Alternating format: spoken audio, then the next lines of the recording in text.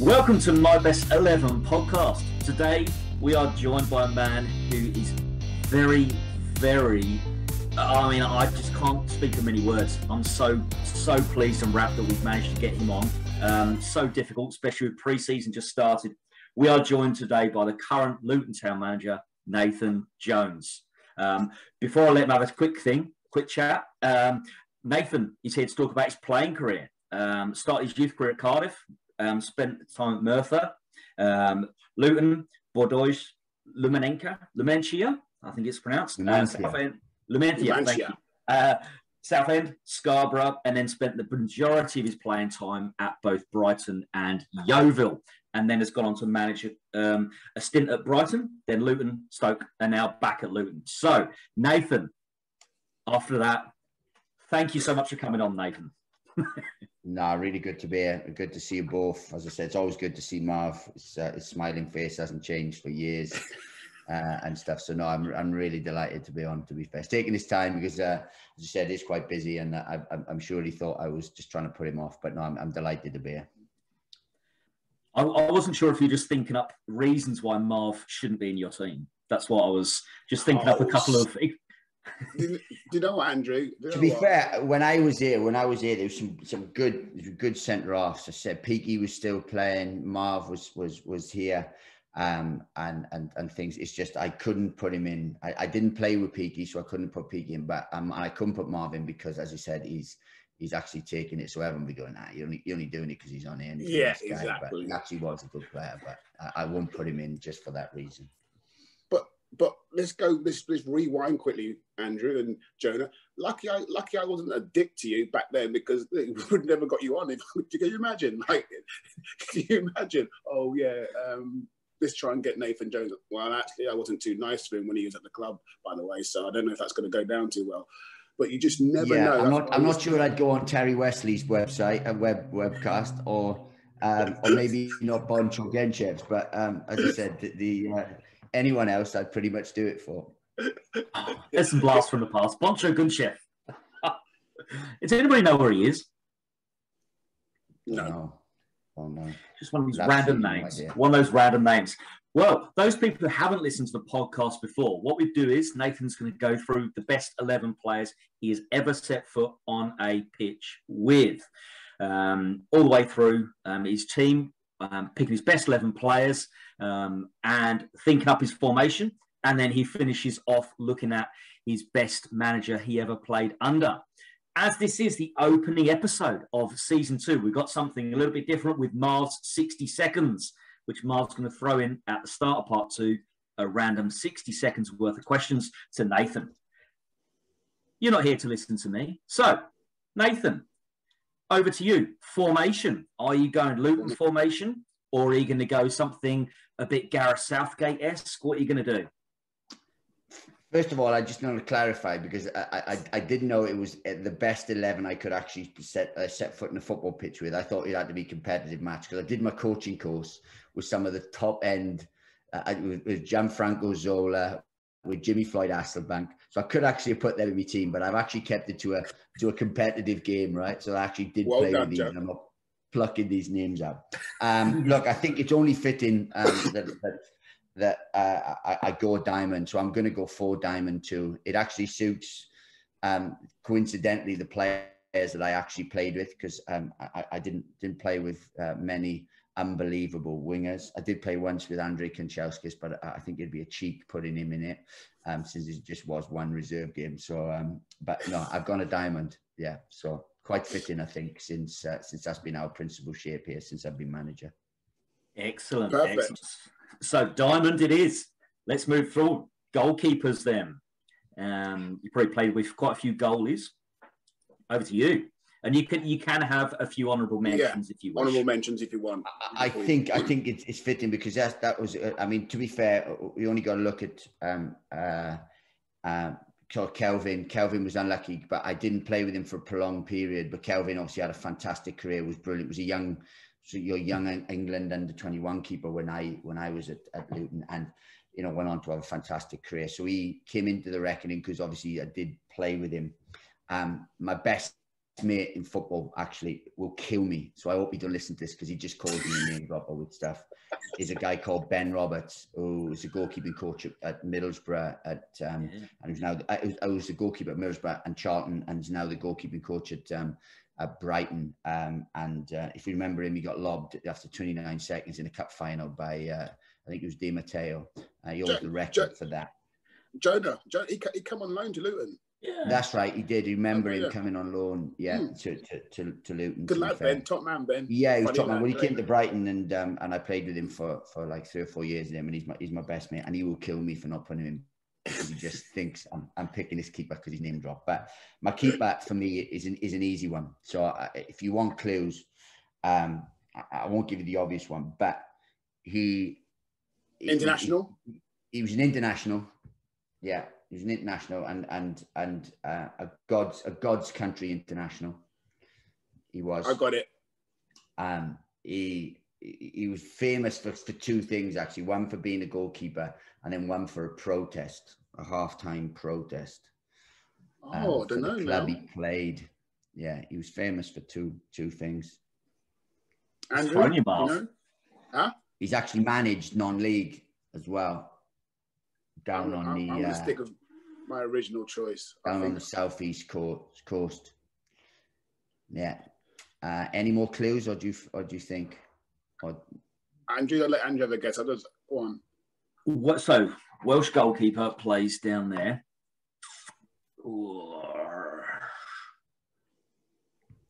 I'm just going to say it. I'm going to go for it. Come on, Mark, go for it. Southall. Neville Southall. Yep, Neville Southall. Do you know what? I wasn't going to say that because I did not want to insult Nathan by thinking he's that old. Well, yeah, but Nev was older than me, but I thought he was going to say, I won't insult Nathan to think there's no way in a million years you played with Neville Southall. No, it's more a case. I suppose Southall played till he was about 45, didn't he? So going for it. Yeah, he won that when we played him. He came to Southend, wasn't he? He was Southend, so I played with him at Southend for about 4 months. Okay. And he was absolutely brilliant. Absolutely, very, very extrovert, but he was absolutely brilliant. And as I said, I got promoted with Ben Roberts twice, and he was my best mate. So he's going to kill me because he's just said, "Nah, you're only putting him in because he's never self." I'm not being harsh on Ben. Ben was a decent goalkeeper, but like you're going up against Nev. Nev is like, come on. Exactly. If I'd played half a game with him, I would have put him in. But I actually did play with Neville Southall. So looking back on it, yeah, he was fantastic, and he was still superb. We weren't that great at Southend, but he was absolutely outstanding. As I said, very extrovert. I've never seen anyone, without being disrespectful, eat that much fruit before a game, or train that hard before a game.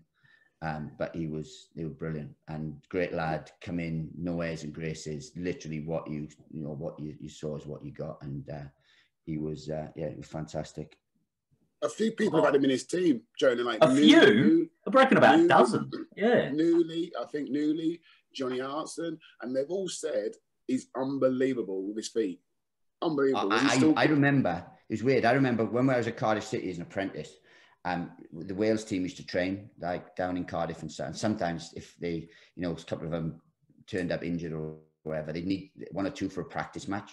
And I remember playing with on a practice match once, so I could actually name Dean Saunders, Ian Rush, all those because I actually played in a practice match. But I remember going and training. They wanted someone to train him, and he was unbelievable with his feet, just in 2-touch and things like that. And that stood out for me then. But at that time, I was 16, and he was, these were legends, absolute legends of the game. He was unbelievable. Decent. Fantastic. I also noticed that I did a bit of research. You played with the first ever goalkeeper to save a penalty in the FA Cup final as well. Is that right? I did, and which is another one, Dave Besant. Yeah, we played with him at Brighton. And he was, again, another one that was right up there. Great guy. I'm not sure I could say what we call him on here, but I don't know if you got an edit button, because I'll say it if you've got one, if you can cut it out. We haven't got an edit button. All right. Hey? Well, we actually call him Chicken Arse because he's the flattest back you've ever seen in your life. Great lad. Again, came to Brighton, 0 airs and graces, settled into everyone, was just I'm a great lad. I still see Bess now, actually, at games and things, but top man, top man. Sure, to make it at the Crazy Gang, you'd have to have A bit of personality, and B, no airs and graces.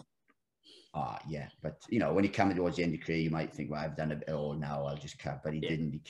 He had about he had a truck with about 700,000 miles on it. He had he had every police detector button you've ever seen in your life and stuff. Because he had more points in his license than we had points in the league. So it was top man. Excellent. So we move into defence. Right back, left back, whichever one you want to start at. I'm going to start at left back, fitting really, and he's well known to everyone. My first clue. Well known to everyone. Yeah. Where was he? At Brighton, Southend with him? Which club? I can't say that because I think he'll give it away too easy. Yeah, he's the biggest moaner I have ever come across, not in football, in life. It's got to be one of your best mates, Marvin, isn't it? Biggest moaner. Didn't you always say that Mitchell's always a moaner? Yeah, I was going to say. Next clue, I once saw him walking in town centre in a dressing gown. That has to be Mitchell then. It has to be. Mitchell Thomas? The last clue is if you go into a coffee shop between 12 and 2 in any midweek day, he will be there with Jeff Viteri and Harper.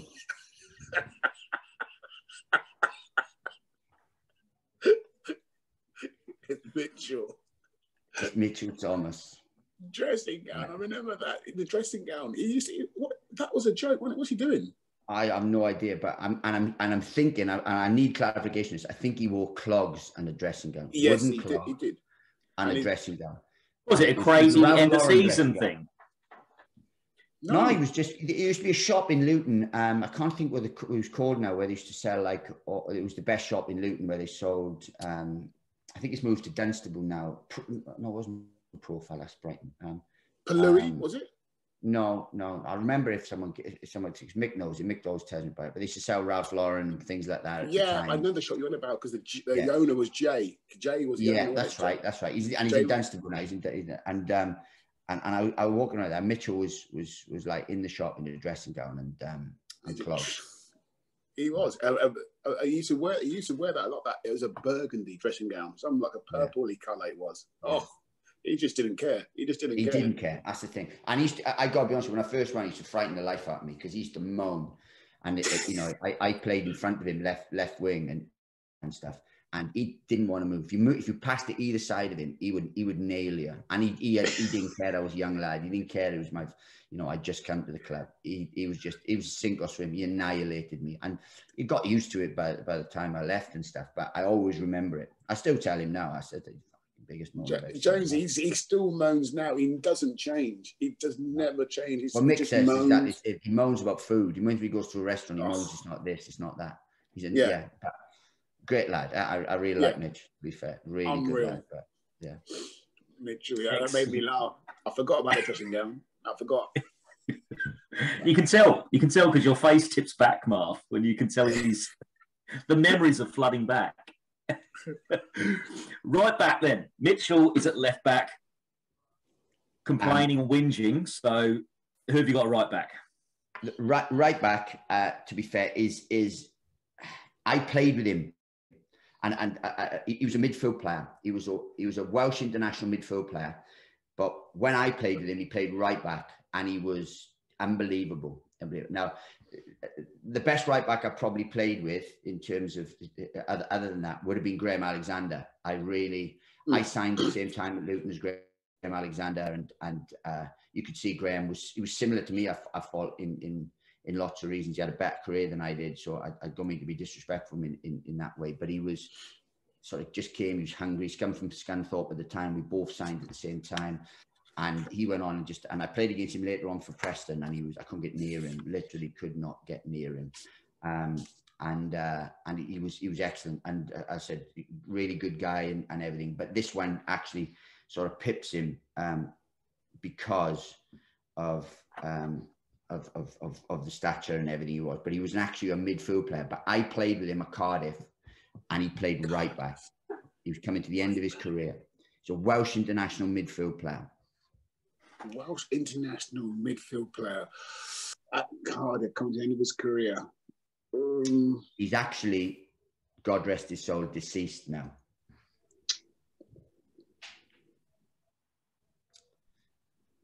Andrew? Was famous for a really big tash. Big tash. Oh, that's frightening. Who I thought it was in terms of deceased. But I think he used to play left midfield. Famous club was Swansea. Where else did he play? Give us another clue. Did he know what other clubs did he? He was famous for playing for Swansea. Swansea. Oh. Swansea was the one where he played in a real good. Was it? Is it Alan Curtis? No, he's from my village at Alan Curtis. Never got to play with him, but he's actually from. Yeah.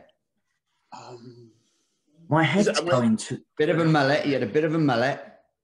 A bit of a mullet. Oh, when you say a big tash. A big tash. Played for QPR. Played for Stoke. I'm not sure they're clues really, but Swansea was his team. I think he's done us. No, Ron, you're right. I've just got Gunter in my head, and I can't get Chris Gunter out of my head. He's still alive for a start. So that that's why.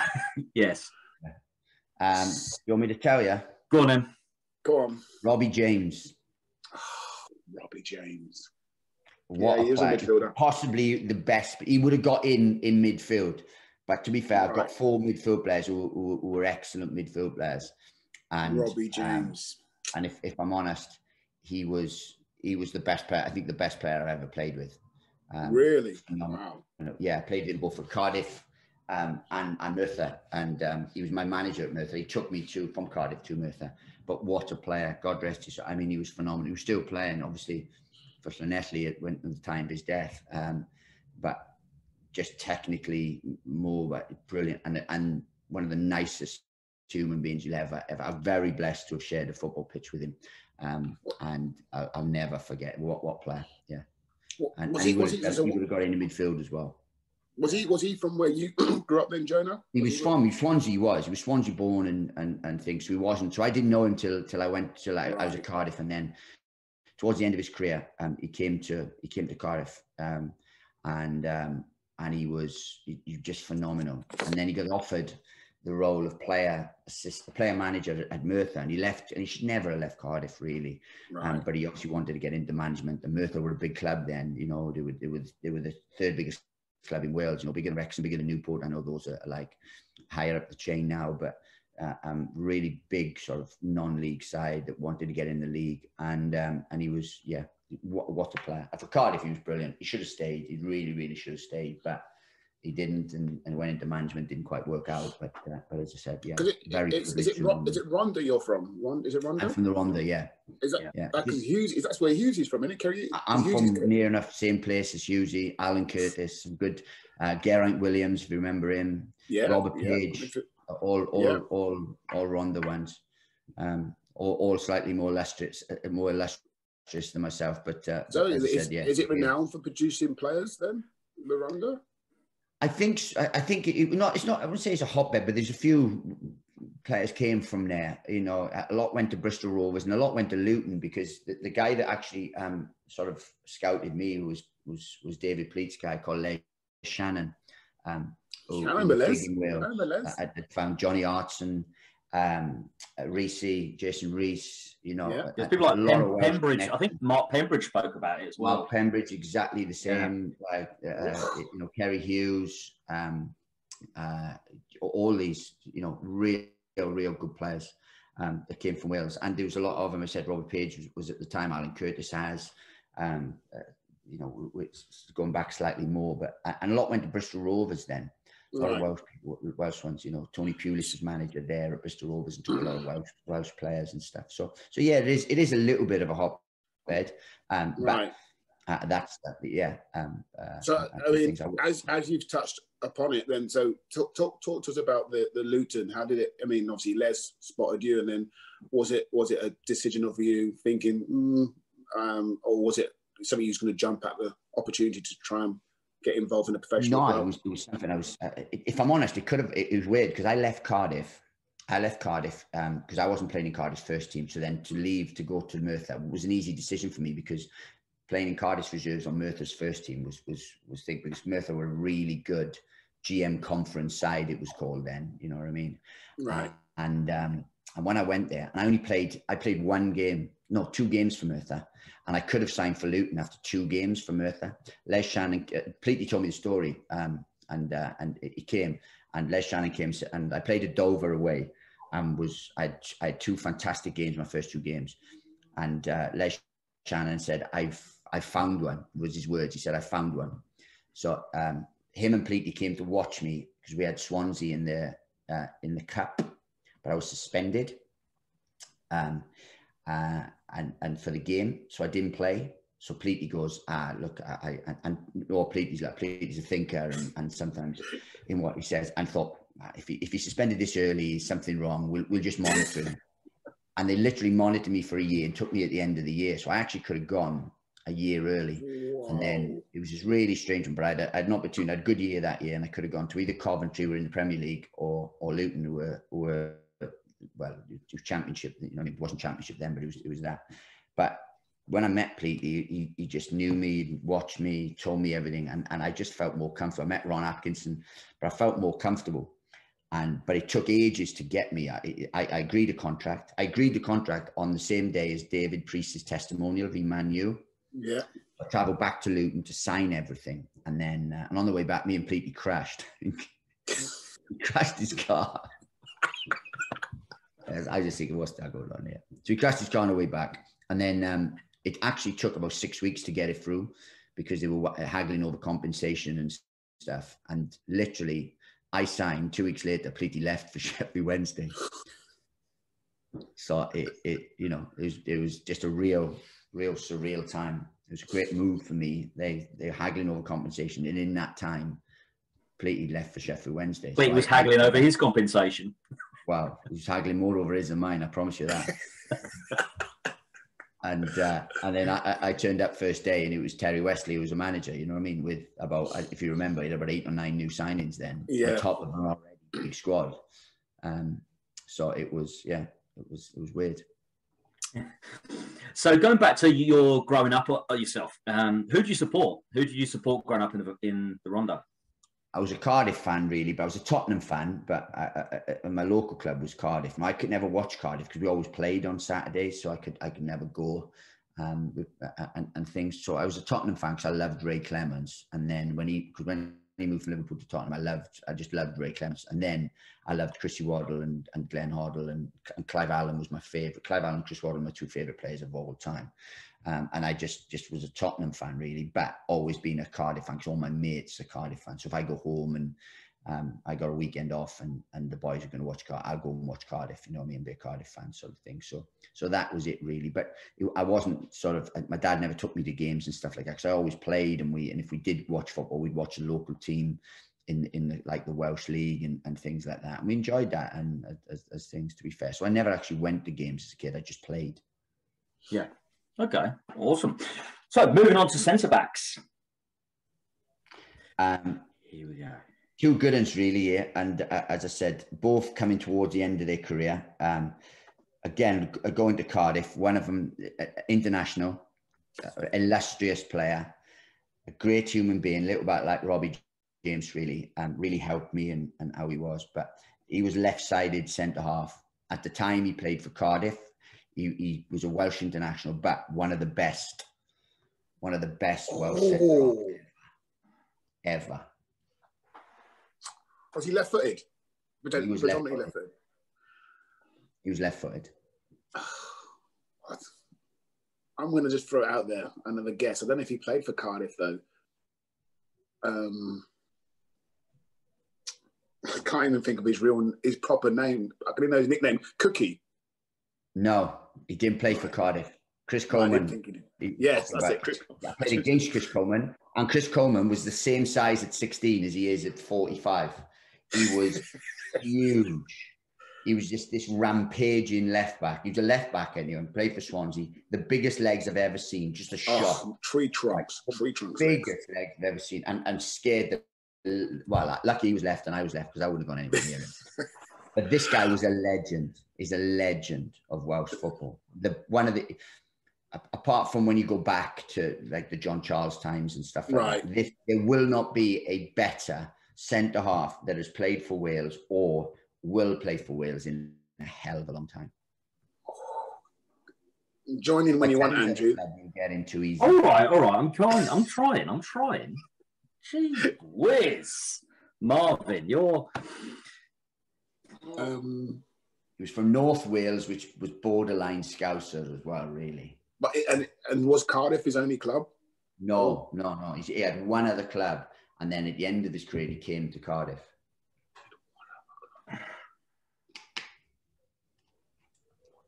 The greatest ever Cardiff central defender. No, he was. No. He's the greatest, one of the greatest Welsh centre halves, and he played for Cardiff at the end of it. So I'm not saying he's one of Cardiff's greatest. Right. He was, but you know, without getting my fact book out, I couldn't tell you that. You said he had one other club. One other club. His other club. He played with Nevis Southall. Oh, Radcliffe. Yeah. For me, he's the best left-sided. Well, for me, he's the best Welsh centre half ever. I can't think of anyone that comes anywhere near him. He's probably, at the time when they used to say, if there was a British team, there's a few Welsh players would have got in that team. Yeah. He's one of them. Southall, him, and probably Ian Rush at the time would have got in England, would have got in the British team and stuff like that. They were that good. What was his first name again? Kevin. Kevin Radcliffe, that's it. Such a strong, like he was like a man, wasn't he? Man. And such a good guy as well. And I love my dad sees him sometimes at functions and stuff, and always speaks, always asks about me and stuff like that. And you're thinking, Kevin Radcliffe, like that, because he was fantastic. He was captain of Everton as well, wasn't he? Oh, he was captain of Everton. He is. I mean, Everton had some side then. You go through Everton's side with Graham Sharp, with Gary Lineker, with Peter Reid, Mountfield. I played with Derek Mountfield as well, actually, by the way. Derek Mountfield is another one, yeah. Mountfield. Another one was Tony Parks, the goalkeeper. But that was right at the end of my career. I went on loan to Scarborough, and Derek Mountfield was playing, and Tony Parks was playing. I had sort of good players then. But yeah, very much so. So people youngsters who are listening to the podcast, Radcliffe's been mentioned. You've said he's obviously such an amazing player. Who would you liken him to in the modern era? Or is it a case of football's changed so much? No, he could play in this era because he was standing in possession. He wasn't like as... he didn't rely on just being aggressive. He read the game. He was quick. He was left-footed. I mean, he'd be playing for Barcelona. He'd be playing for top because he was that good. And I'm talking that Everton side was a great side. Yes. Brandon Howe, Sheedy, Peter Reid, Gareth Stevens. They're great side, great side. And he was that man. I mean, now he's top end. He'd be playing for Man City. He'd be 50. So is he more like a Van Dijk or is he more like a Harry Maguire? Because they are a little bit different stature as well in the way they put themselves about, don't they? I think Van Dijk's bigger than him, and I think Maguire's bigger. Yeah, he's really smooth. A bit of a John Stones in possession, but a proper defender as well. I mean, he's as good as he was. It's probably like just one who's just not long finished. Company, someone like the Company. Oh, Vincent Company. He was, and a leader and a gentleman as well.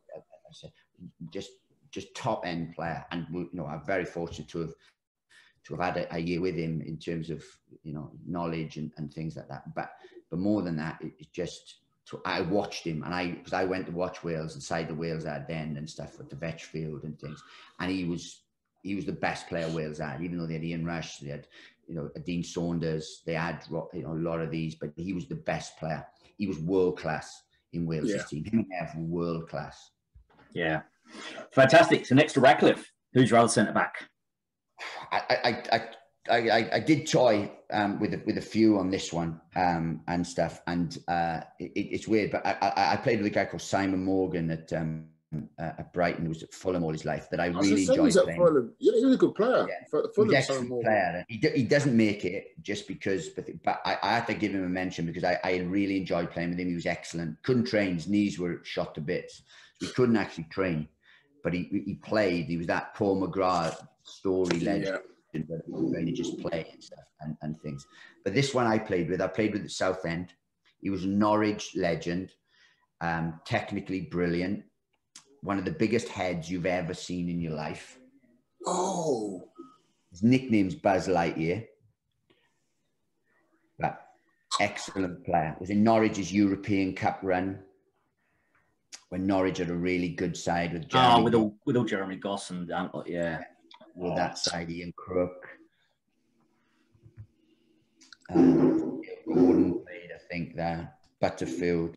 And this one was a centre-half. I think he was, I'm not sure if he was captain of Southend. And I played with him when he played in a back three.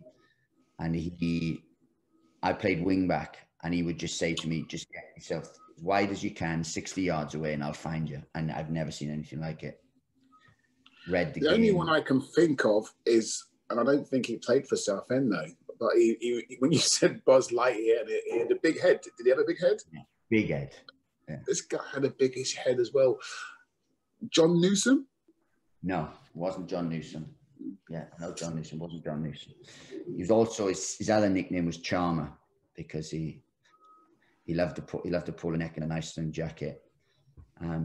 He's actually working, I think, for Man City now, scouting. And Norwich is his other club. Norwich was his biggest club, really. I'm not sure if he played for Coventry as well, but Norwich was his club. If you won't get him from any other team apart from Norwich, because that's where he was famous. Norwich. No, I'm struggling today. I'm really embarrassing myself. Well, to be fair, it's because of the state of my career, I think. But hey, no. I mean, no, because I did a bit of reading. I was looking at people like Virgo and people like that. So I was looking at. Nah, I'm a better centre half than Adam Virgo. Adam Virgo. No, but he's a legend at Brighton, though, isn't he? Yeah, but he wouldn't get in my team. No, I played with him. Like, all out. That's what I mean. I was looking at people like that.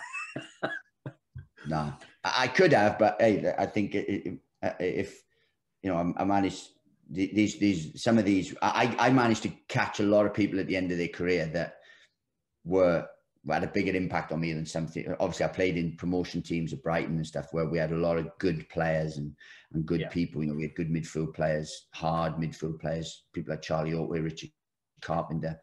I played some real good players, but with some of these, I managed to play whether it was 6 months with or a year or 4 months, as in Neville has. What about Coleman? Coleman was he? He was the next one. Him and Coleman played together. Simon Coleman from Bolton. Yes, good knowledge, real good knowledge. Because I remember these players. I'm just going to. I know. I should know this. When you said John Newsom, you almost got the name right.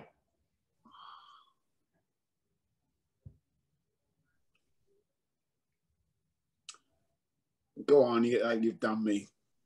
Rob Newman. Rob Newman. Yeah. Rob Newman was technically as good a centre-half I played with. Rob Newman, I remember him. He was, apart from Kevin Radcliffe, he was the best technical one. And he could put a ball 60 yards, you reckon? Well, about 8-9 times a game. He got me a move. He got me my move. I moved that year from Southend to Brighton and basically played with wing backs and Alan Little was the manager and he played centre of a three. Simon Coleman was the other one, was the other player that played there. And he literally would just hit. And because he's right-footed, he favoured it in the left side. And he would literally just keep doing it. And brilliant. And all I did was run, which I was good at, to be fair. I made a career out of running. You was fit. You listen, technically, when you first come to Luton, I remember technically, Jonah, you was, because we like to play, obviously, football, obviously, as you know, because you're the manager now, but technically you come in and you was like, for me, it was like, bang, you just fit in like a glove because like, you had all the attributes just to be a Luton player, if that made sense. Do you know what I mean? Well, that's and why I could see why Pleat. Yeah. I think under Pleat, I would have done better. No regrets because it led me on different paths which have helped me now. But I was. And look, I was probably the fittest human being I've ever met. Like, and that's how I made a living, really. But technically, I was okay. I think I was able to prolong my career because I was left-footed because they're a bit more of a premium and stuff. But no, look, I loved my career, enjoyed my career, but I literally just ripped every single thing out of my career. I loved it, like, you know what I mean. I prolonged it for as long as I could and stuff. But he was fantastic, Rob. He was fantastic. Is that a message you give the players these days? Look, Prolong it, enjoy it, love it. Yeah, but we sign good human beings here. We've had such a, when I first came in there, one or two issues in the past with certain characters and stuff like that. Whereas, we sign good human beings that want to get to the next level. We've got hunger. All the signings we've had now are about hunger. At whatever stage they are in their career is about desire, wanting to get better, wanting to train hard, wanting to enjoy it because there's always a good atmosphere here. But about getting to the next level and without being disrespectful, there's a couple at that Luton side that could have gone further if they'd had an application in that Luton side. Some of them at the time, because there were some players that if they just, there was top players that would have played Premier League football for a long time, with slight tweaks to certain parts of their armoury, like, really, as opposed to great human beings like Alexander, for example, who made it I think Graham, because of his personality. Graham wasn't, I didn't have the natural talent of a Scott Oakes, for example. But Graham probably had a prolonged or a longer career than Scott because they were different characters. Scott was, when I came in, Scott was, was a real bubbly, larger than life character that loved being footballer, you know what I mean? And some of the ability he had was phenomenal. Kerry Hughes was unlucky with injuries because I think if he hadn't had the knee injuries he did, and at the time he had them, he would have been in this team because he was, he was as good, again, a Welsh international playing, but I didn't get to play him because he was injured. I didn't actually play him, so I put him down here out of default. But what a player he was, Kerry, but was unlucky with knee injuries. Yeah, fantastic. So what we can do now is pause after hearing the first 5 players from Nathan's best 11, and then when we come back for part 2, we'll hear the rest of his best 11. Thank you for listening to My Best 11 Pod. We are currently accepting applications for advertisement and sponsorships. You can reach us at My Best 11 Pod or mybest11pod@gmail.com. Thank you. Great. So we're back for part 2 of My Best 11 podcast with Nathan Jones. Marvin, we've got a new segment, which is Marv's 60 seconds. I've got the clock going, Marv. So, you ready? Have you got the questions? I've got the questions just here in front of me. Are you just ready? Straight away, whatever comes into your head, Nathan, go. Favourite other sport apart from football? Tennis. VAR or no VAR? VAR, but it has to change. All right. If you could change one rule in the game, what would it be? VAR. Okay. Favorite, luckiest player you ever played with? Martin Carruthers. Why? Played himself because possibly one of the worst footballing techniques ever, but scored 20 goals a season at League One and League Two level, and a great lad as well. Called him Gandhi. He looked like Mahatma Gandhi. I know, Carruthers. Funniest teammate? Funniest teammate, Paul Rogers at Brighton. Dry, Messi, real dry. Messi or Ronaldo? Messi. Bundesliga, La Liga or Serie A? La Liga. And one more, Marv. If you weren't a footballer, what would you have done? PE teacher or policeman. Okay. Interesting. Some good shouts there. Thank you very much, Nathan. So we will move on to midfield. You said the diamond. So do you want to start at the base of the diamond? Yeah, I'm going to start at the base of the diamond. And this one, I love, don't take this the wrong way. I love ginger players. I try to sign ginger players because I just feel they have something about them. You know, sometimes bit of fire. Yes. It used to be like you used to sign someone in the island because they come over with a point to prove, or sign a Scottish player because they come down with a point to prove. Ginger players are that for me. I think I love them, and this one was probably the best ginger player I've played with and come across. Oh, can we go? How many ginger players are in the current Luton squad? One. I got my board up here. One that will probably deny it. Hold on, who's that? Who would deny it? I think Joe Morrell would deny it, but I think we'd have to check. But there's definitely two, and one dyes his hair. So yeah. The one that dyes his hair. Did he do his research and thought Jonesy only signs ginger players, so he dyed it ginger? Dyed it ginger, and then when he's here, he just dyes it back. So yeah, he wants to move without the stigma, without being disrespectful. Okay. I didn't know Cameron Jerome did that, but fair enough. Okay. Yeah. But yeah, he was this one. I played with him at Brighton. We signed him on loan from Arsenal. Did he play for Chelsea as well? Yeah, he went Chelsea, and Chelsea signed him from Reading. Yeah. Well done, Andrew. Go on, Andrew. Welcome to the game. Patronising. I'll let you have this one. Go on, then. Stephen Sidwell. Sidwell. Yeah. Yes. Came, as I said, was about 20 when he came to us. We took him on loan, played nearly, I think it was nearly full season. Then when Steve Coppell left, he signed him permanent for Reading, to be fair. So he literally went and then signed him, and Reading bought him from Arsenal. So really sad because he was fantastic for us, hard, athletic, could play, and then went on to have a fantastic career. And again, is the same human being now as that 20-year-old I met back in 2003. Real good guy, top player, had a top career, to be fair, and deserved it. And so yeah, look, real good player. Enjoyed playing with him, and stuff. We had a lot of good players like that at Brighton, you know, passing through and stuff. But he played. I think I have to check, but he played about seven months and just went when Coppell left. Yeah. So you played him at the base. What do you want to see from somebody at the base? Is it the spray passing? Is it the getting involved and stuck in, or what's their role? Midfield is what we look for. There's one, defensively sound. Are they mobile? Can they see danger? Can they snuff danger out? Are they physically strong enough to go up against that number 10 and things like that and mark those?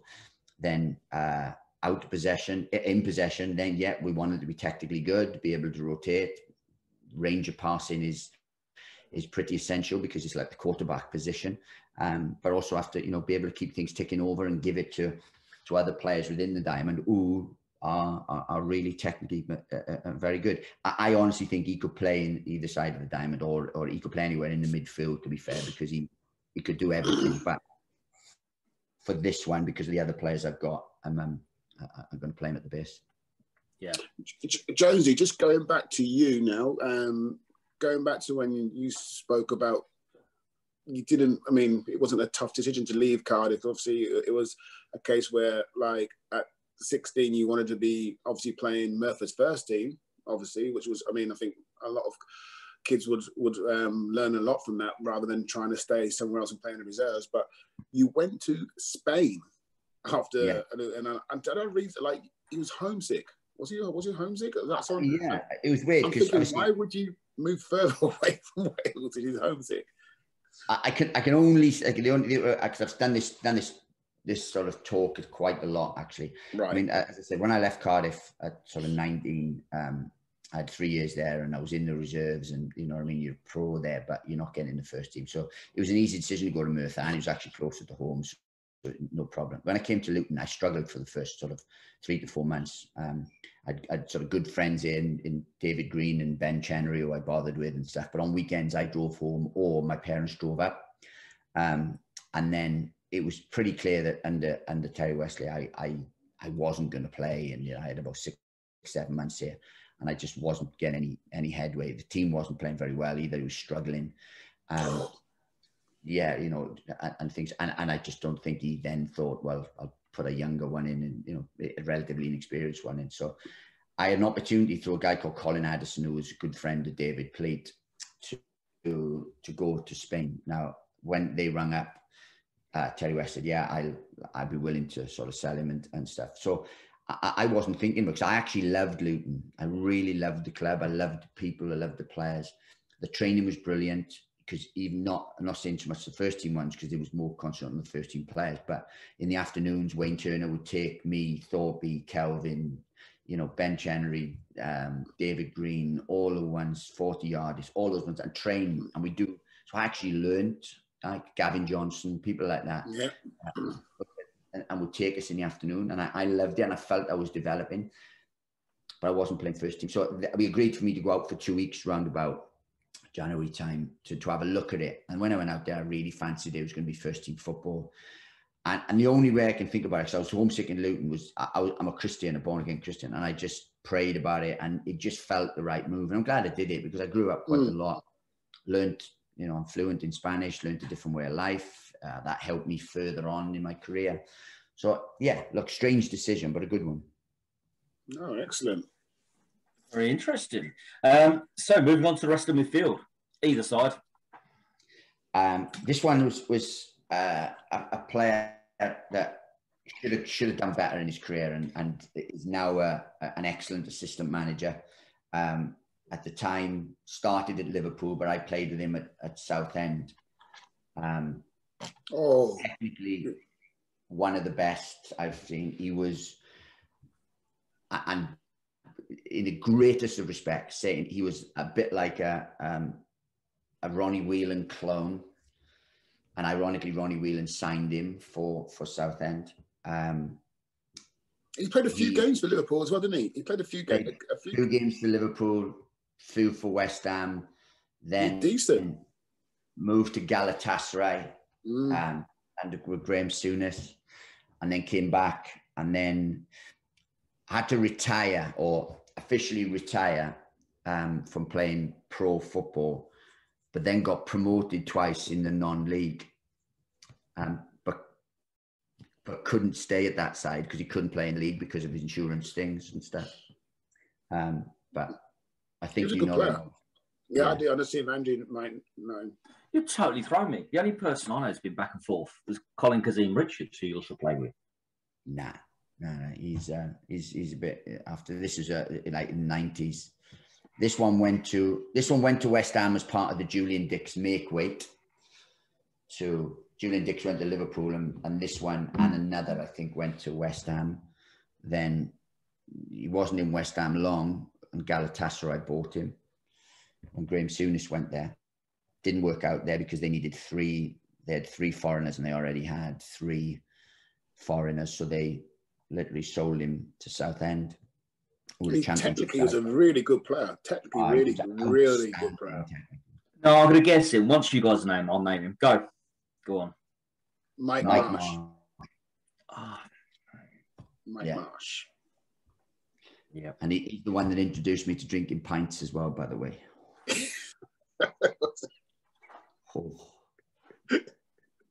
Are you a pint man or a red wine man now? I like a glass of red wine.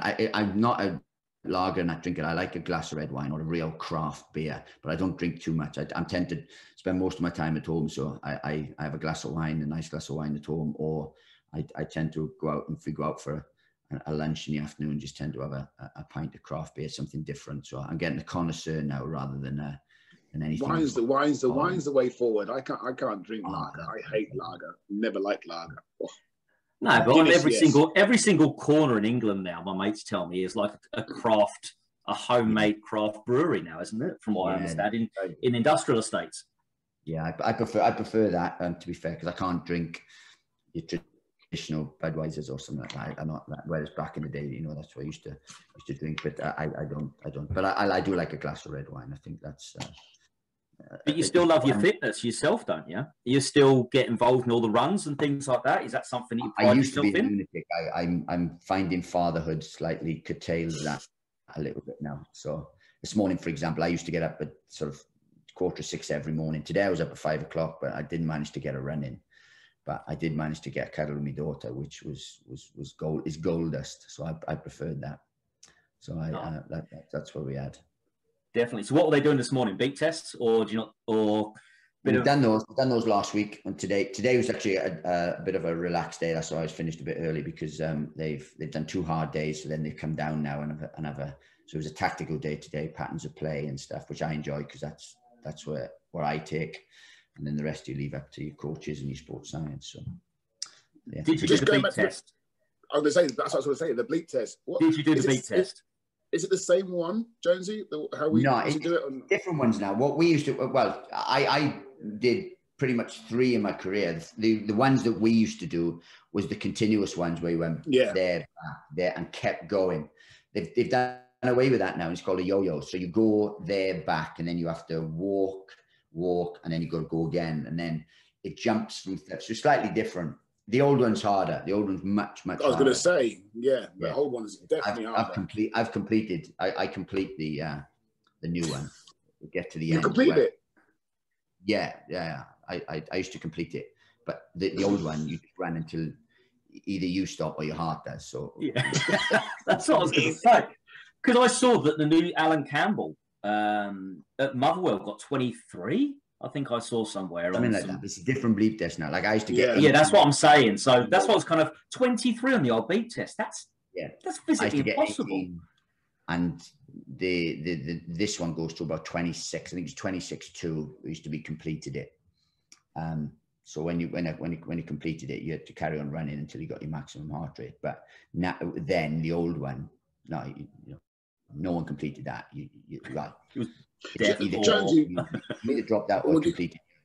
Would you say the players nowadays are much fitter than when they were in our day? I mean, I think they're different athletes. Mark. I think it's different athletes now. What they are, they power, pace, and stuff. Before, running around Stockwood Park and just go as quick as you can for 4 or 5 miles. Them days are gone. No one does cross countries. No one does anything over 1,500 meters now. It's all power work, repeated sprint work, and stuff. So look, it's difficult to say because they're more rounded athletes.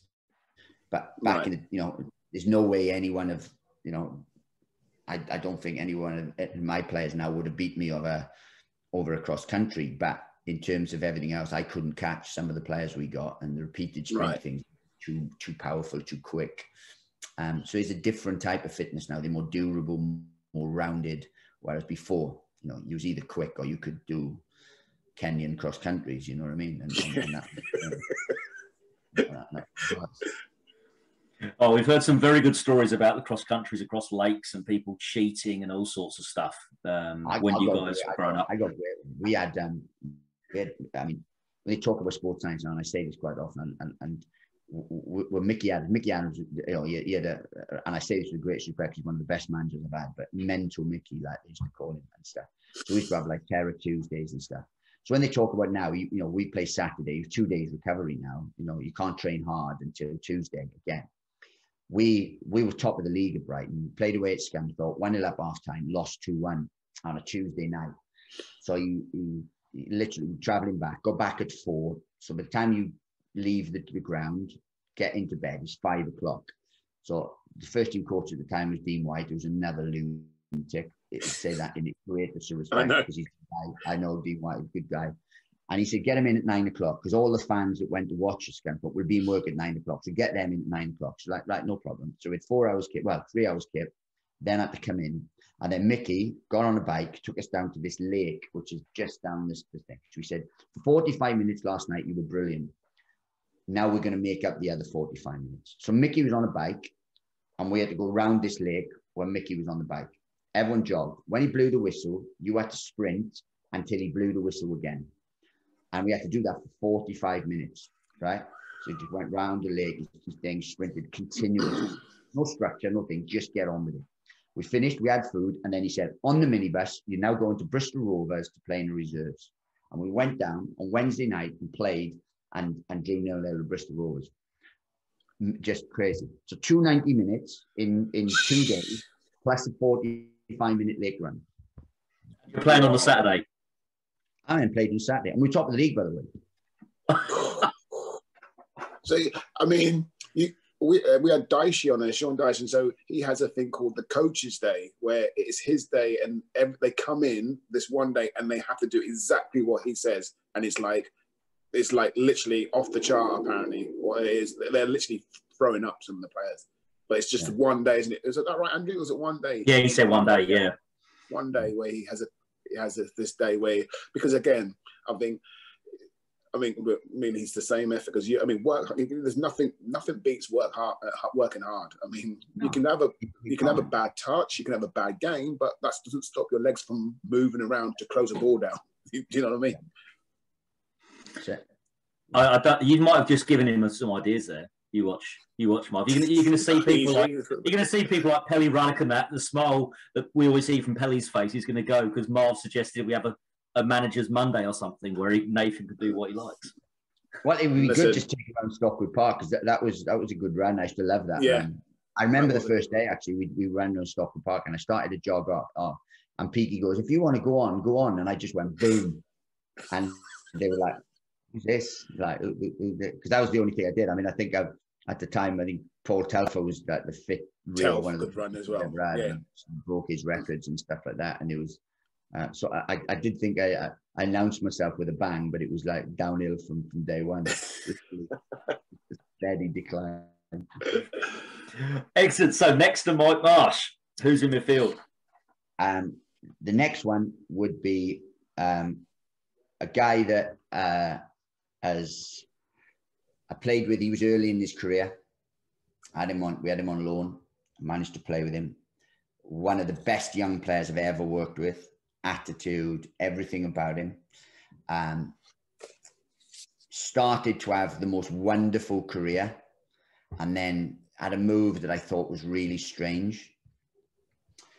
Had to retire, and has recently started a managerial career, but not official. Okay. And this player, was he with you at Brighton? No. Yeovil. Midfield. Played for England. Played for actual England?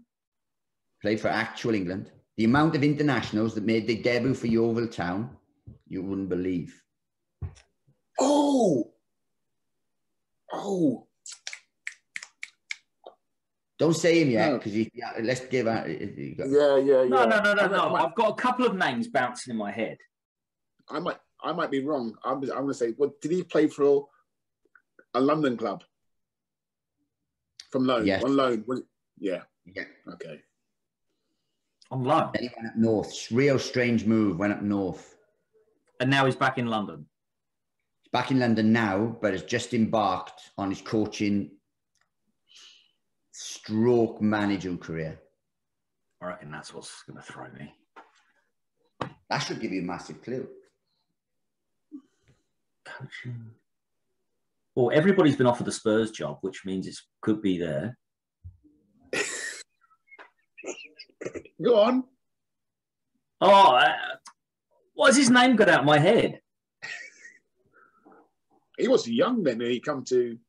What? Ryan Mason. Yeah. Wow. I was thinking Andros Townsend. Andros Townsend made his debut for That's who I had in my mind. That's why when he said he went up north, I thought he went to Newcastle, didn't he? And that was a bit weird. Then he came back to. Yeah. That's what threw me back. That's why I thought Andros Townsend. But you gone Ryan Mason. Yeah. You're right. He was a quintessential number 10. Really, just everything you want from a number 10: movement, intelligence, technical, just finishing. One of the best. And I couldn't believe, and with the greatest of respect, that he left Tottenham for Hull. There was two of them actually, because Stephen Corker made his debut in league football at Yeovil. So did Andros Townsend. So did Ryan Mason. All three of them went on to play for England. Alex McCarthy made his debut from Reading at Yeovil. Went on to play for England. Was it about Yeovil then? What was it?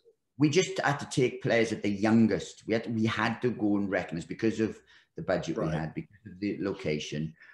We couldn't go and get experienced players. So we started to have a philosophy where we just took them, but we had to get them early before anyone knew about them. So when everyone thought they were too young or too much of a gamble, we took them.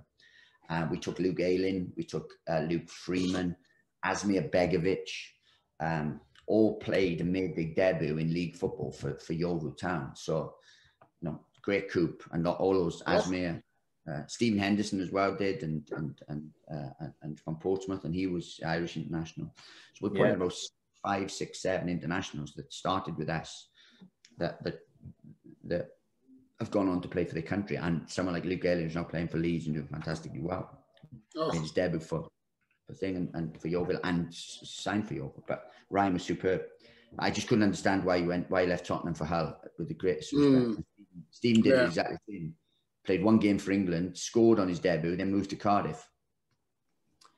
And stuff. It just didn't make sense. Well, again, you're right in saying that. I mean, that probably a little bit before they were on most people's radar, but still for them, maybe they young pros to go and play down at Yeovil, which I think is fantastic, because obviously it's league football. But do you have many players? We were League One.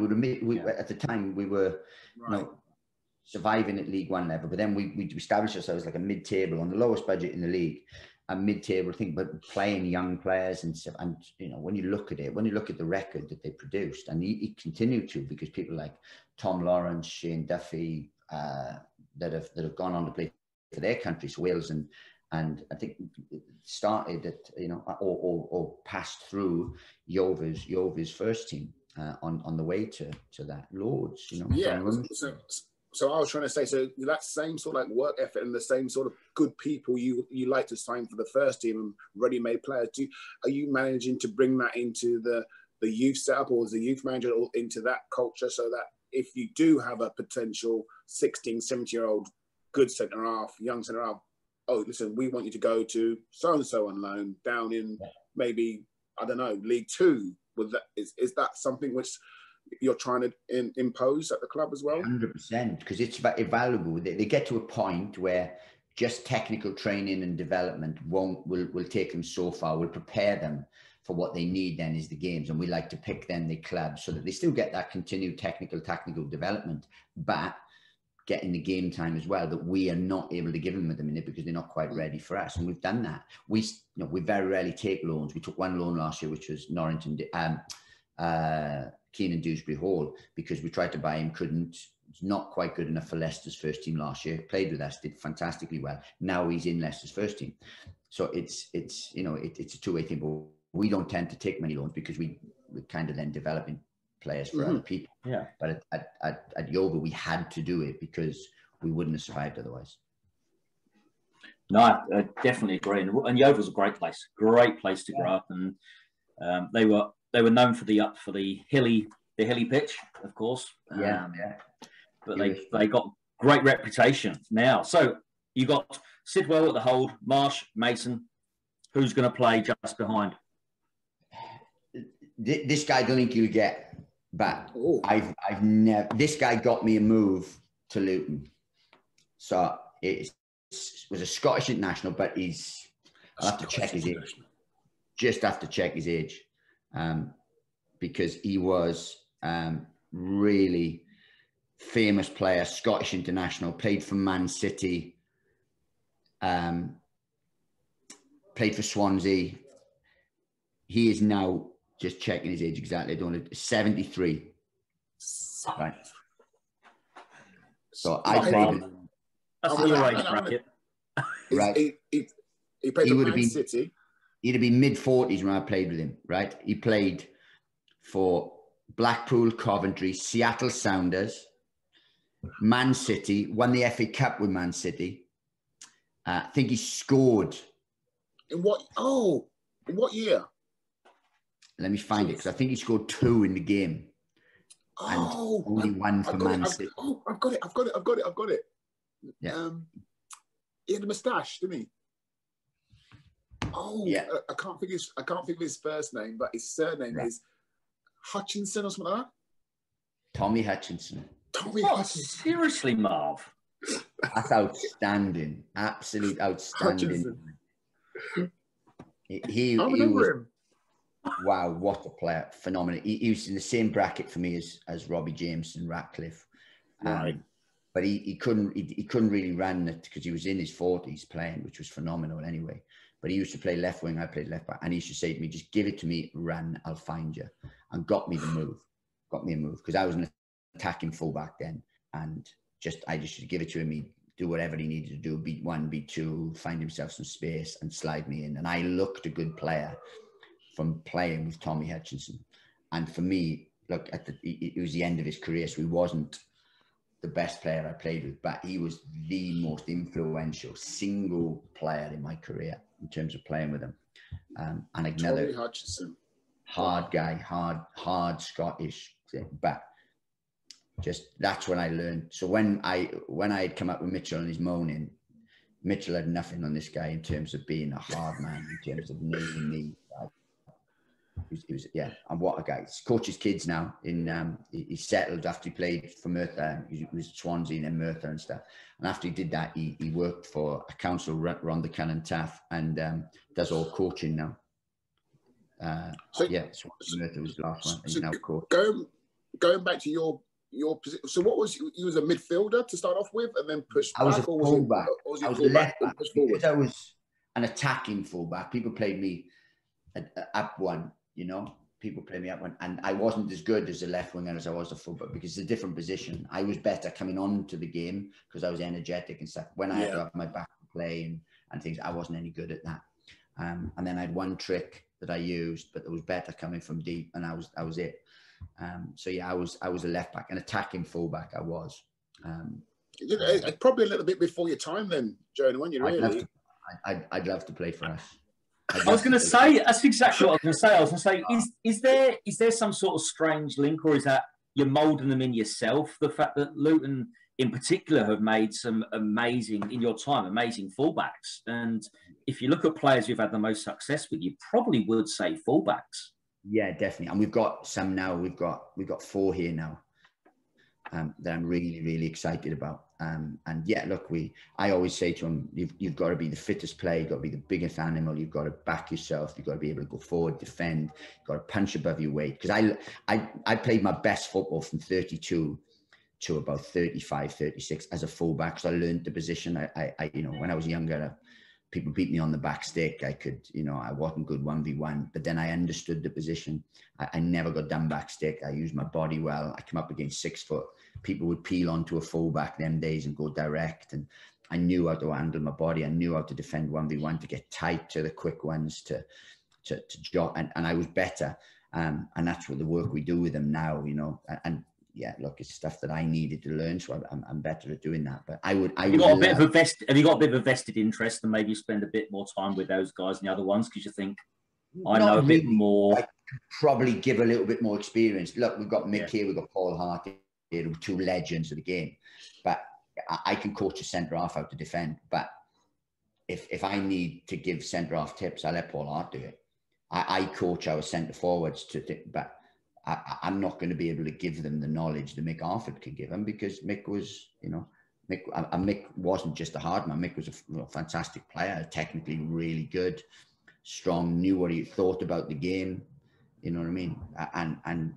And that's what I can't give them. Marv would be able to speak one-on-one with the centre half and give him real knowledge that I could get second hand, but I didn't have myself, So when you look at bringing coaches in, do you look at trying to have coaches then, even if they're not explicitly, it's not like American football where you're the defensive coach or the attacking coach. Do you try to kind of tick boxes, or is it a case of, is that too?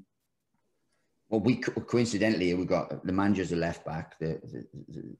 All my assistants are centre half, midfield, and forward. So that's why we haven't played with wingers in the previous. We haven't got no winging coaches here, but no, look, we it's just how it is. I've got Paul and Mick are vastly experienced and great in all ways. I brought in a new one, Chris Cohen, who I played with, who would have been in this, by the way, if he hadn't had, again, bad knees, because he would have played in the Premier League. Chris Cohen, he was a fantastic player. But he's like-minded. I took him under my wing when he came and signed for us. He made his debut for us from West Ham. Then we signed him. Then he was just one of those energetic, wanted to graft, wanted to learn, wanted to get better. Talented players that went to Forest, was a legend at Forest. So worked under 21s, wants to develop here. I'm sure will end up being a manager. Doesn't want it yet, but we are grooming him to be a manager at whatever time he's ready.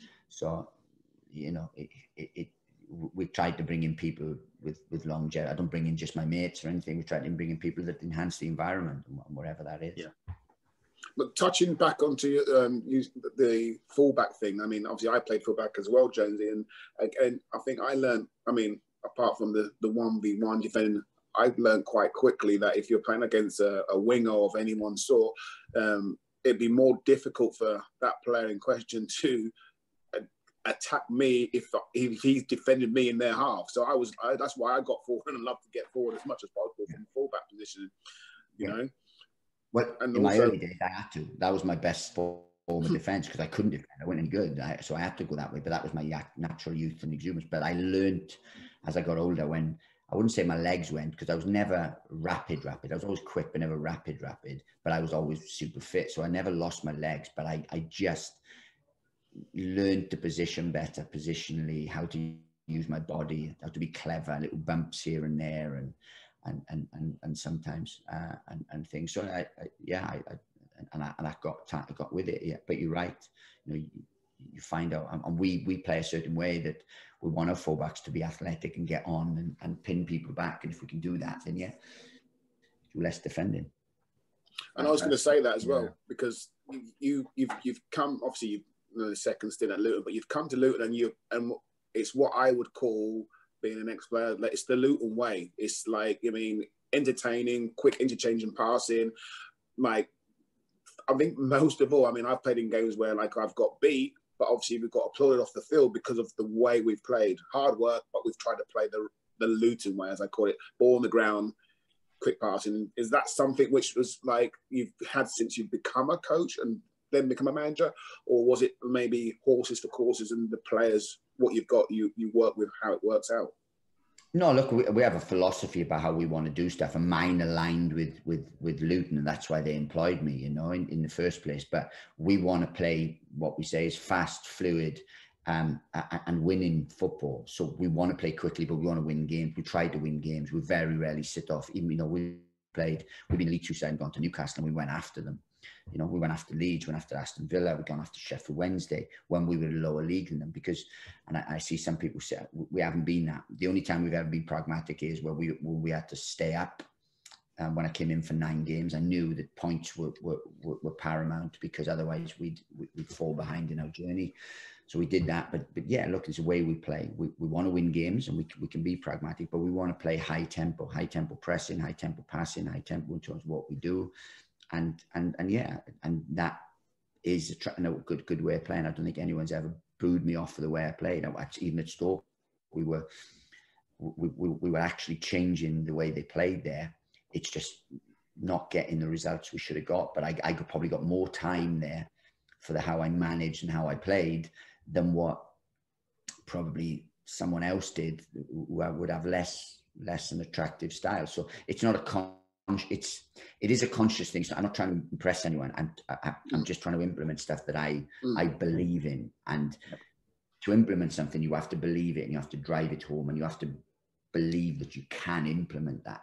Now, at times when I came in for the last 9 games, for example, there was no time to suddenly turn into the old fluent side that we were at League 2, League 1. We just had to get results. We had like 6 weeks of 9 games, or I think it was 5 weeks of 9 games, where any slip-ups, would relegate us, which was catastrophic financially for the team, but also on the journey that we've been on and the timescales that we set out in 2016. Rather than be a year ahead of schedule, we would have actually been a year behind. It would have been a 2-year flip. So, no, look, we want to play the certain way. And yeah, I was conscious of that coming to Luton, but I'd had opportunities to manage before I came to Luton.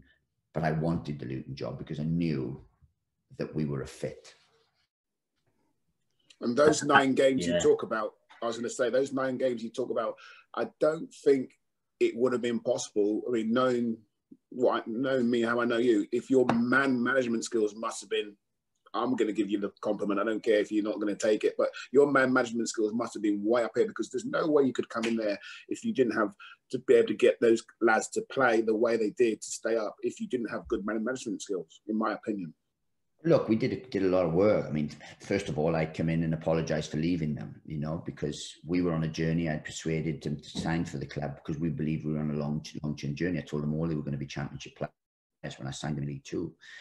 So I had to do that first of all, so that cleared the air. Then I just had to, show them I believed in them. Then the ones who I inherited from previous manager, I asked them to do certain things that mine had been regimented in doing, and they did, and they all bought into it. And they're all of them, some of them people like Jacob Butterfield, Callum McManaman, Ryan Tunnicliffe, who I hadn't worked with before, who I hadn't signed, who I didn't know, James Bree, really bought into everything, and we were excellent. I mean, the way we did it, because we got 5 points from the first 3 games, but the belief they got from beating Swansea away and then drawing with Leeds away, I mean, that we could have lost the game, but we also could have won it. But to go to Leeds away when you're bottom of the league and they're top and the best team in the league by a mile, and play the way we did, gave them real belief. And then the ironic thing was the next game, we lost the only game we lost. We lost 5-0 to Reading, but they were exhausted. 2 away trips, the mental side of it. And then we never lost then for 5 games, 3 wins, 2 draws, 11 points, last 5 games is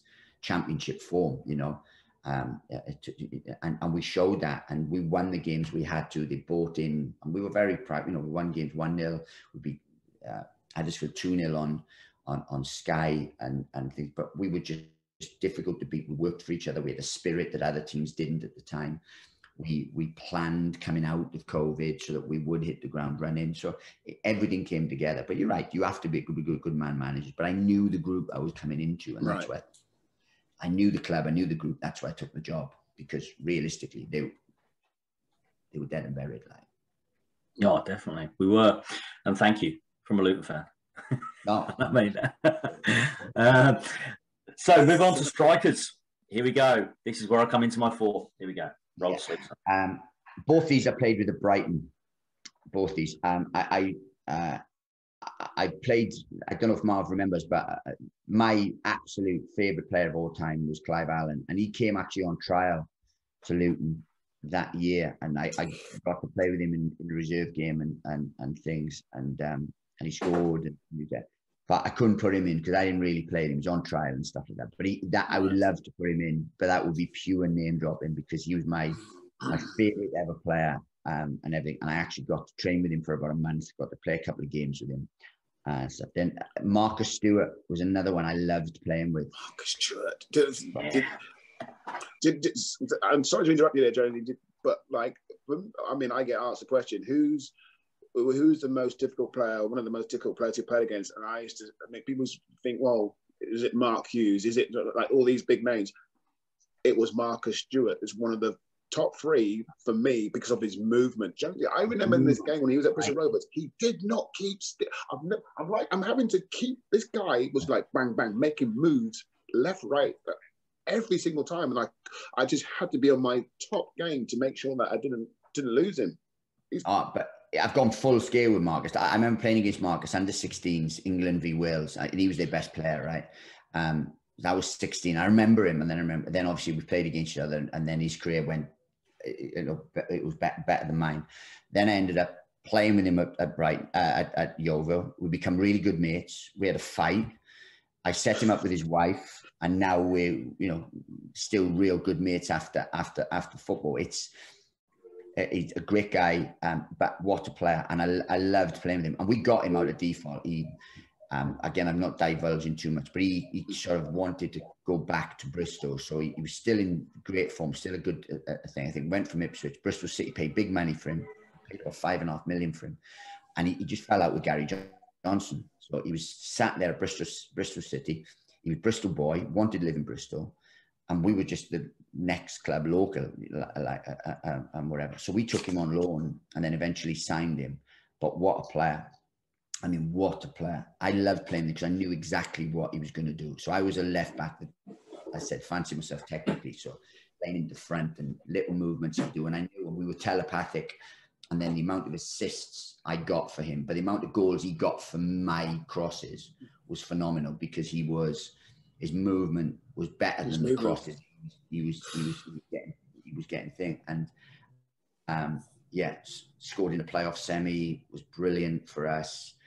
Great example around the place. I mean, I was fit and things as well and stuff, so I didn't need any encouragement. But when others saw him training like he did and so on, and great lad and things, and really passionate, you know.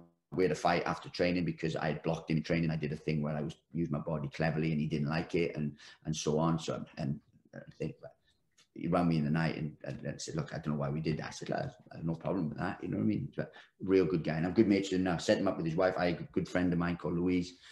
And I set him up and he got married and stuff. And I actually turned up a day early for his wedding. I had the wrong date. So good story. But yeah, listen, I could have put it. I'm actually put him in. But no, I could have put him.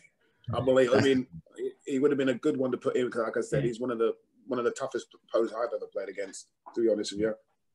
The one I'm gonna put in came to Brighton. The year we went to the Championship, he was our big money signing. He was the only one we signed that was big money. Played for West Ham, played for Newcastle. Fulham? Yes. Yeah, I think he did play for Fulham. Yeah, I think he did. I've got QPR in my head as well. I don't know if that's right or not. Yeah. Or maybe we're talking about different Newcastle and West Ham, I remember it. I'm not sure. Yeah. It was a big money signing at Newcastle. It was quite a big money signing. But was Marvin, Andrew. Go on, Andrew. The strongest man I've ever seen in my life. Absolute strongest man. But his movement and his career at Brighton was curtailed a little bit because he had a back problem. But in terms of technique... Go on, Andrew. I think we both got the same one. It might not be the right one. Yeah, classy. I knew I was playing with a... Pardon? Paul Kitson? Yeah, Paul Kitson. Yeah. Yeah. I knew I was playing with a higher level player. And it's probably only because of his fitness problems did he drop down to the Championship. But he was top end. His movement, sharp, was devastating. And I say Marcus Stewart was good, but I think he was just slightly better, just slightly edged him in terms of top end. He was a Derby as well, wasn't he? Derby, that's the one. Partnership with. I'm not sure he plays for Fulham. I'm not. No. With Gabardini and Tommy Johnson, he had a good partnership with them. That's right. Yeah. But Kitson, and real, a good lad. I actually got on with him. Tough guy, strong. Loved his gym work. Didn't play enough at Brighton, but when he did, I loved playing with him. I had a real good understanding. I had good understanding of people that had movement that wanted into feet to link. So I could find them, so they knew where, and I tend to have a rapport with them, and I loved playing with him. To be fair, Excellent. So next to Paul Kitson, this should be easy. To be fair, Brighton signed the same time as me, but he'd been on loan previous. I've had a fantastic career. If I tell you the teams, it'll be too easy to get. Again.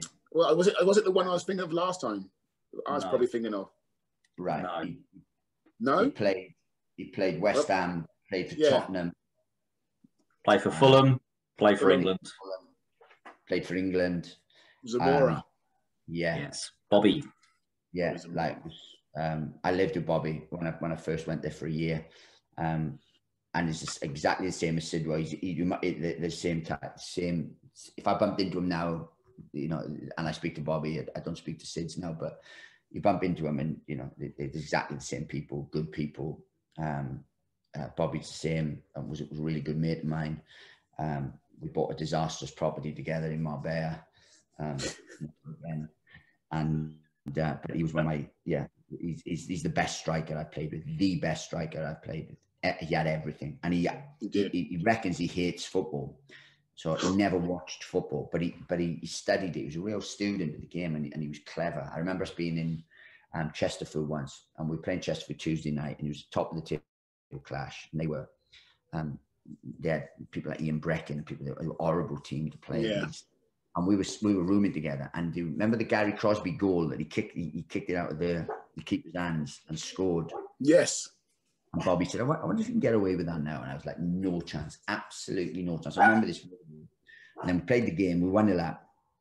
And then I've played him a pass through, and I've overhit the pass.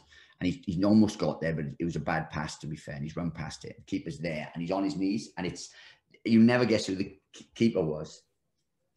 For who is this for? Chesterfield. Oh, Tanny. Oh, yeah. Nathan Abbey was the goalkeeper, and he stood there, and he's on his knees, with a ball under his arm, but on his knees. And Bobby's just come past, his toe poked it out of his thing, gone round, no one seen it and scored. We won 2-0. And he was uproar. But he thought about the game, but he could do everything. He was number 3 cross-distance runner. He was the quickest in the team. So you'd very rarely find a Jamaican Kenyan, if you like. That's the best analogy, really. The Jamaicans usually the fastest, and the Kenyans can do the distance. He could do both. Wow. And things. He could head it. He was strong. He had no fear. He had great feet. He took penalties and corners with both feet, right and left foot. He had every single thing. Best bit of business Brighton ever did in terms of that. I mean, obviously at the time they were doing that, but he would now be a top Premier League striker. The way he was, and he just got better and better all the time. And he would burn, and and he had so many rumours about him going and going and going. He eventually went to Tottenham. Surprised me that he didn't play more at Tottenham. Then got a move to West Ham, and had some real good moves and enjoyed his career. But yeah, he's the best striker I played with. Top quality striker to finish off with. I agree. So you're a manager now yourself. Question I have for you is, of all the managers you've ever worked under, who is the best manager you've worked under, and why? I loved working under Micky Adams because, as you say, he's mental. I was aligned with him because he loved players that could run, that worked hard, that grafted, that handled the ball, had a little bit about them. And his best thing, Micky, was his recruitment of players in the lower leagues. And I loved playing under him. I also played under a manager in Spain called Antonio Gomez that taught me just how to be methodical and organised and everything regimented. So we trained for an hour 15 and we were 8 minutes there, 15 minutes there, 22 minutes there, finish on a 9-10 minute game and done, bang, gone. And I was like, wow, people, if you want to do any extras, you have to really monitor why, justify why I want to do crosses. And they had to justify it. But the best manager I played under was Steve Coppell. I loved playing under Steve Coppell. He was, he could kill you or make you in a sentence. Like I remember playing against Preston, and he would say at half time, he said to me, Jonah, I'm not sure you know what you're doing. And you thought, I'm not playing very well here. And then I remember playing Oldham away, and I had a great game. I had a really good game. I knew I played well. And he said, good energy, Jonah. And I knew, that's all he needed to say. And then we had a thing where wherever I was on the pitch, so in attacking areas, a type of cross, and he expected that. And then he expected the centre-forwards to make that kind of run. It was just simple, to the point. You had to do it. If you did it, and we were brilliant. When he went to Reading, we were so far clear at the top of the league. We were really annihilating sides, and it was all to do with just him regimented. He was the first one I've ever seen do clips, and he did them himself. I mean, they were nowhere near the level we do now, but he was brilliant and a good guy, real good guy. I I think he's the only manager I've ever had that I was gutted that they left. And I include Pleaty in that because I should have been gutted when Pleaty left and stuff. But when he left, I actually, it was like my missus leaving me. Like it was like that because I knew, and he'd pulled me and said to me, you know, you should be in the Welsh team. I'll do this for you. And things. And I loved him. I absolutely loved him. And I never got close to him. I never had a real good conversation with him. I just loved the training. I was playing well. I respected him. Everything about it. He was the best I've had. Wow. So the best manager, Stevie Coppell. No, and he. Do you think is there a reason why he kind of obviously he's still around these days on and off? Is it something that you think you just can't give up? Do you think it's a bit almost like a drug in a way? Football management. I think once you're in, I think football, it might not be football manager and things. Once you're in football, it's, you know, it's the best job in the world. You're a footballer, and they reckon the next best is to manage or to coach. I beg to differ slightly because I actually love managing. I really do, with the pressure and it's only a fragment. When you're a footballer, it's you come in every day, you play. You know, it's the best job in the world. But it's only fragments of managerial that come close to playing. But when you get those fragments right, there's no other feeling like it in football. Like there's nothing like it, and a lot of it's relief. You know, when we survived in the last day, or when we got promoted, or when you have big wins, it's relief. But when you look back on it, the pride, you don't get that as a player because you just literally for yourself. But we've had some performances where I look back on it that I think life don't get better than that. Like in terms of sport in life, we played Plymouth here. We won 8-2 here. We won 7-0 here. We played Plymouth here and we beat them 5-1. And it was with the greatest respect to Plymouth and the manager at the time and the players. If it had been 20-0, it wouldn't have been more dominant a performance. I have not seen an intense, high-pressing, footballing, penetrative performance like that from any team. And I looked at us and was frightened. I knew then we would go into the Championship. I knew it. And I said, relative, because Man City and Barcelona rip sides apart. But it was frightening. And that, for me, then you get great pride from that. Yeah, I was proud as a player and stuff, but it was sort of singular. Whereas when you're a manager, it's everything. And now the fans responded and the ovation we got walking off. And just the pride of the players carrying out game plan, training, just the desire, the ruthlessness, the animal instinct that they had, everything about it, just, it was like as if you could write the perfect story. The only thing happened was Joel Grant cut inside and scored an absolute worldie. Otherwise, 5-0 would have been thing. But that's the team we had at the time, you know, and things. And so when you're a manager, it's different. And there's totally different emotions. We went... You know, we played Swindon at home when David Flitcroft was the manager, and I'm good friends with David Flitcroft. But we were totally on top. Should have been 2-3 up. We weren't. Scott Cuthbert handled on the line, got sent off, but we still went for it. We played 4-3-2 with 10 men, and still went for it. And ended up losing 3-0. No problem. We were a positive side anyway, and stuff.